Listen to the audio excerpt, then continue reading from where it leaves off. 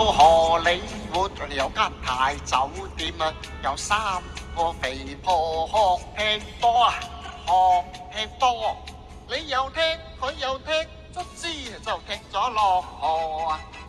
你想執翻個波，我幫你執個波啦，我飆落去水，雙手攬住個波，我揈上去水面，佢捉住個波，佢個心想話接住，點知叉咗腳落河。我望救佢命，驚佢又砸死我，揾多2個肥婆合力去拖，好彩又救醒咗。你哋玩呢波應該要小心噃。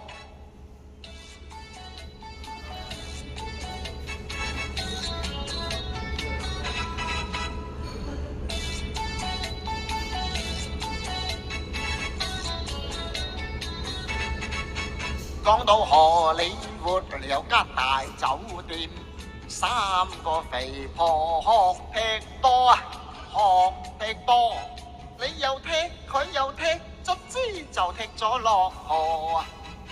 佢吱吱阿咗，佢真囉嗦，居然窒阿哥，都只為執個波。好彩我讀過詩書就不易發火，否則呢我又再兜腳踢佢落河啊！講到荷里活呢間大酒店，有個肥婆為學踢波，差啲命冇咗。你哋玩呢波應該要小心噃。